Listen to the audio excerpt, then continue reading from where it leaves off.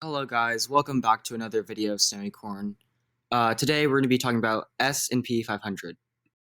So today's video will cover all of your questions about S&P 500, like what is S&P 500 and what does it have to do with investing and why should I care? Let's jump right into it. S&P 500 stands for Standard & Poor 500. It represents the stocks of the top 500 publicly traded companies in the United States. Just a reminder, a public company is one whose stocks can be bought and sold by anyone, the public. So, back to S&P 500. Standard & Poor, the S&P, is an investment research company. Back in 1957, they created this grouping of the top 500 companies with the intention that the performance of these companies would be an index of the American overall stock market performance and thus the American economy. Okay, so who is in the S&P 500? Here are some companies who are currently in the S&P 500. Activision Blizzard, the makers of Call of Duty, World of Warcraft, Hearthstone, Overwatch, Candy Crush, and yeah, I know that and it's pretty cool. Aflac, the insurance company. There's Alphabet, the parent company of Google and YouTube. There's Amazon, there's no surprise there.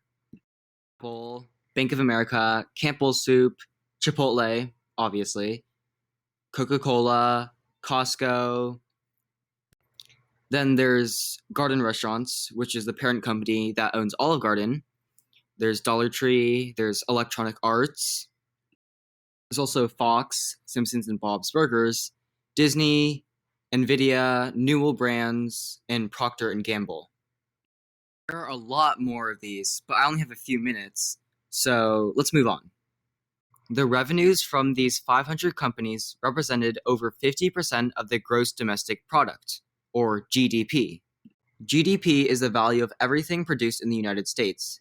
These 500 companies produce more than one half of everything made in the US.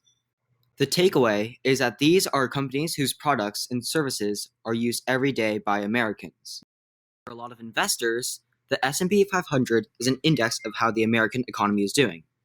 In fact, most investors use S&P 500 performance as the benchmark on how their own investments are doing. Most investors try to beat the return of the S&P 500 index. Since its inception in 1957, the annual return of the S&P 500 is about 8%. There are years that it has blown this out, and others that are far less, but on average, 8%. Quick fact, past 15 years, 92% of active investors, people who get paid really well to do this for a living, did not beat the S&P 500. Yeah, it's pretty powerful of an index. So if you're an investor and want to invest in the overall American market, an ability to invest in this index would be naturally ideal. So there are S&P 500 index funds. These are basically baskets of these 500 stocks that are combined into a single stock that can be bought and sold on a stock market. Your favorite broker like Robinhood, E-Trade, Charles Schwab, etc.